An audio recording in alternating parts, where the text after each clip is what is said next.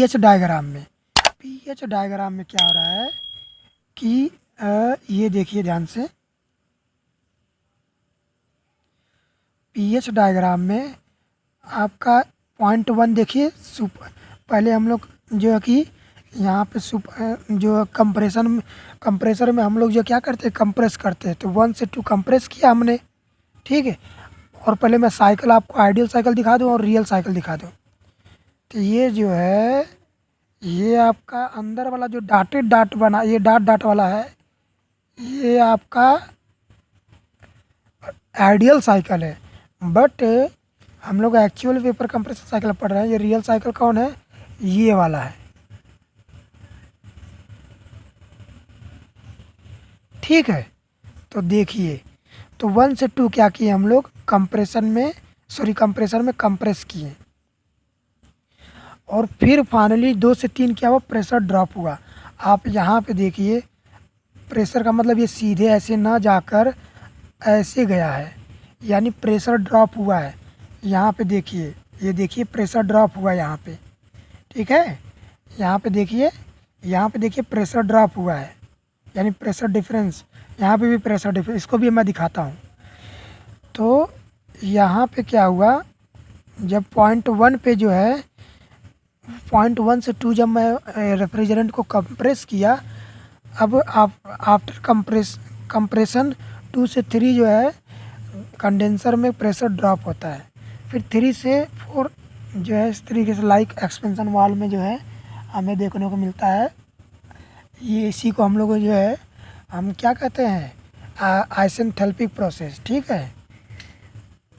अब देखिए 4 से 1, यानी कि यहाँ पे देखिए प्रेशर ड्रॉप हुआ है, यहाँ पे प्रेशर ड्रॉप होता है 11 से 3, सॉरी हाँ 11 से 3। इसका मतलब यहाँ पे पॉइंट 11 से 3 क्या लगा है, कंडेंसर लगा है, सॉरी इवेपोरेटर लगा है। और 2 से 3 क्या लगा है, और यहाँ पे पीएच डायग्राम में हम बता रहे हैं तो 4 से 1 आपका जो है कि इवेपोरेटर लगा है, 2 से 3 आपका जो है क्या लगा है, कंडेंसर लगा है। तो दोनों में प्रेशर ड्रॉप होता है। इसलिए देखिए यहाँ पे प्रेशर ड्रॉप को कैसे दिखाया गया है, ये देखिए, ये ऐसे प्रेशर ड्रॉप हुआ है, 4 से 1 ऐसे प्रेशर ड्रॉप हुआ है, ठीक है। तो इस तरीके से ये आपका जो हो गया पीएच साइकिल, ठीक है। और अगर देखना ही है तो यहाँ पे देखिए, ये देखिए यहाँ पे, ये देखिए, ये चीज़ देखिए, ये आपका है प्रेशर लॉस इतना, और ये वाला जो दिखाया गया है ये आपका है प्रेशर लॉस, किसमें, सक्शन लाइन प्लस जो इवेपोरेटर, ठीक है। इसमें भी ये यहाँ पे डिस्चार्ज लाइन यहाँ पे है और कंडेंसर है, तो उसमें भी प्रेशर ड्रॉप होता है। तो फाइनली हमको देखने को मिला ये रियल साइकिल, ये एक्चुअल वेपर कंप्रेशन साइकिल, ठीक है। अब मैं आपको जो है बाई थ्योरी आपको चीज़ समझा दे रहा हूँ। आप लोग देखिए यहाँ पे,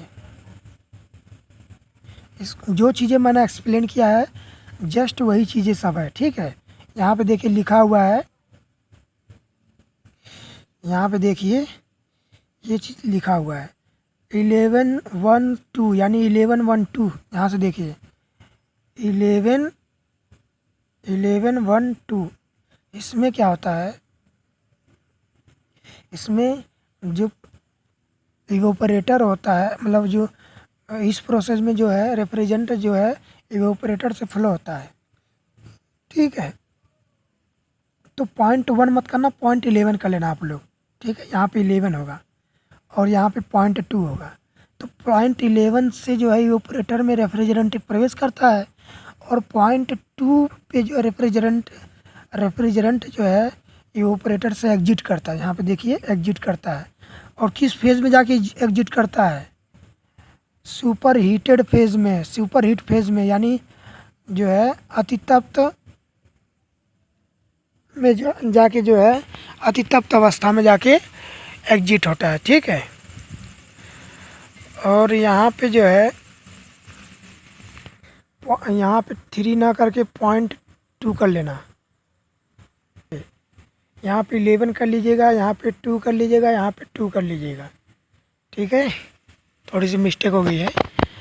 अब देखिए भाई, सुपर हीटिंग जोन में जाने का मैं रीज़न भी लिख दिया हूँ। सक्शन लाइन में मैंने बताया था, सक्शन लाइन में फ्लो होते टाइम जो है सराउंडिंग से हीट एनर्जी ऑब्जर्व कर लेती है, ये भी कारण हो सकता है। इवोपरेटर से रेफ्रिजरेंट के निकलने के तुरंत बाद इवोपरेटर में ही अतिरिक्त हीट ट्रांसफर सरफेस से हीट एनर्जी ऑब्जर्व कर लेता है, ये भी रीज़न हो जाता है। इवोपरेटर से फ्लो के पूर्व ही एक्सपेंशन वाल्व का रेफ्रिजरेंट फ्लो पर, देखिए मैंने बताया था कि एक्सपेंशन वाल्व से रेफ्रिजरेंट के फ्लो का जो है जो है कि उसको कंट्रोल किया जाता है, यानी कंट्रोल जो कि कंट्रोल करने का जो है जो कि व्यवस्था जो है एक्सपेंशन वाल्व में होता है। ठीक है, अब क्या होता है कि इवोपरेटर से जो है ये तो आपका रीजन हो गया। तो फाइनली एक देखिए नोट लिखा हूँ मैं कि सुपर हीटिंग के फलस्वरूप रेफ्रिजरेशन इफेक्ट बढ़ जाता है। गुड, ये मैंने आपको पहले भी बताया था। बट इस वृद्धि की कंपेयर में कंप्रेशन वर्क में वृद्धि अधिक होती है, जिसके कारण रेफ्रिजरेशन सिस्टम का सीओपी क्या हो जाता है, कम। ये शुरू में मैंने स्टार्टिंग में ही बताया हुआ था। ठीक है, चलिए अब 2 3 4 5 6 7 यानी अब दूसरा प्रोसेस मैंने कहाँ से कहाँ लिया हूँ, 2 से लेके 0.7 तक। ठीक है, अब उसमें क्या हो रहा है, जो मैंने बताया था वही सब चीज़ें हैं, देख लीजिएगा। यह process refrigeration air process refrigerant, REF लिखा हो तो रेफ्रिजरेंट होगा, COMP लिखा हो तो कंप्रेसर होगा। ठीक है, और जहाँ पर रेफ्रिजरेशन होगा वहाँ पे मैं पूरा लिखा हूँ, जहाँ पे कंप्रेशन होगा वहाँ पे मैं भी पूरा लिखा हूँ, लेकिन मैं रेफ्रिजरेंट और कंप्रेसर को एज ए शॉर्ट में लिखा हूँ। ठीक है, तो यह प्रोसेस रेफ्रिजरेंट के कंप्रेसर से फ्लो को शो करता है। अब इसमें क्या होता है, जब रेफ्रिजरेशन सक्शन वाल्व से 0.3 पर कंप्रेसर, सॉरी 0.3 नहीं होगा, यहाँ पे 0.2 होगा।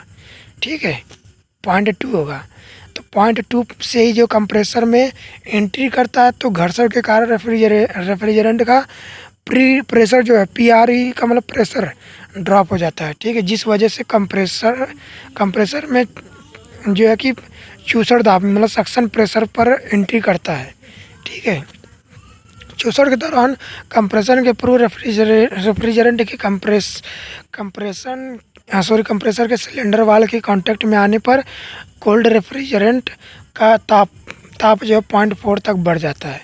आप अच्छी तरह से मैंने बताया था, कंप्रेसर वाल से हीट एनर्जी जो है रेफ्रिजरेंट में ट्रांसफ़र होती है, तो जो है कि रेफ्रिजरेंट का हीटिंग होता है। ठीक है, सेंसिबल हीटिंग होता है, मीन्स टेम्परेचर वहाँ पे इंक्रीज होता है। ठीक है, और मैंने पहले भी बताया था कि लेटेंट हीटिंग या जो कि लेटेंट कूलिंग, ये क्या होता है, इसमें फेज चेंज होता है बट टेम्परेचर सेम होता है।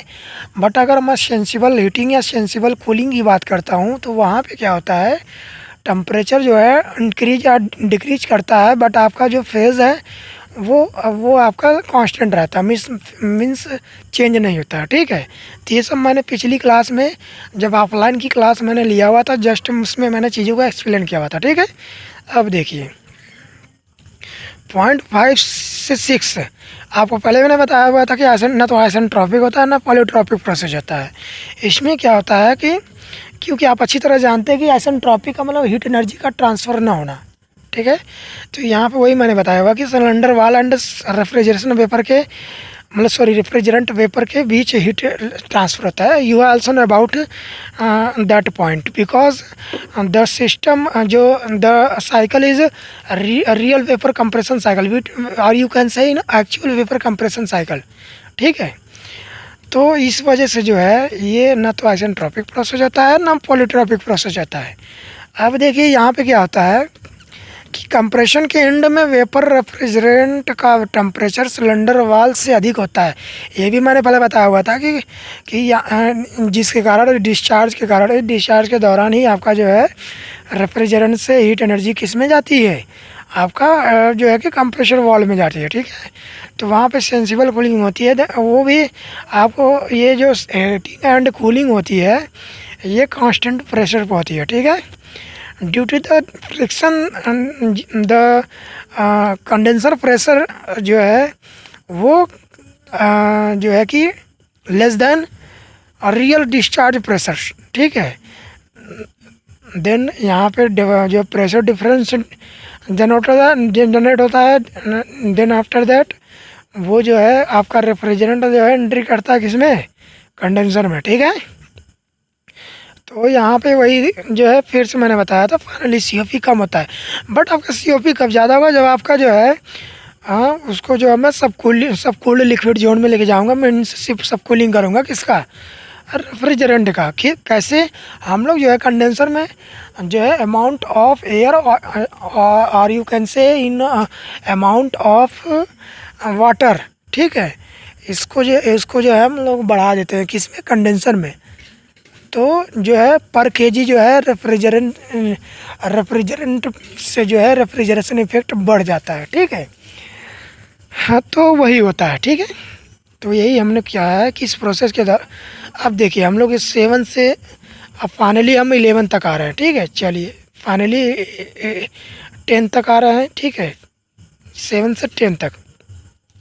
तो इस प्रोसेस में आप अच्छी तरह जानते हैं कि 7 से जो है कंडेंसर में एंट्री करता है, ठीक है। तो ये तो आप अच्छी तरह जानते हैं, ठीक है। चलिए, तो यहाँ पे क्या होता है, यहाँ पे आपका कहाँ तक हम लोग पहुँचे थे, चलिए ठीक है। देखिए तो यहाँ पे क्या होता है, अब यहाँ 7 से 10 पॉइंट पे इस प्रोसेस के दौरान रेफ्रिजरेंट का कंडेंसर में फ्लो होता है। तो ये आप अच्छी तरह जानते हैं, कंडेंसर में फ्लो होता है due to the difference pressure difference, ठीक है, because due to the friction in the discharge valve of जो है रेफ्रिजरेंट, ठीक है। तो वहाँ पे क्या होता है कि 7 से 8 के बीच में आपको अच्छे से बताया सुपर हीटेड वेपर का क्या होता है, रेफ्रिजरेंट का जो है सब कूलिंग होता है, सेंसिबल कूलिंग होता है। तो फाइनली जो है वो कहाँ पहुँच जाता है, सेचुरेटेड वेपर पे पहुँच जाता है, यानी सेचुरेटेड वेपर लाइन पे आ जाता है, जिसका हम लोग कौन से फेज में है, सेचुरेटेड वेपर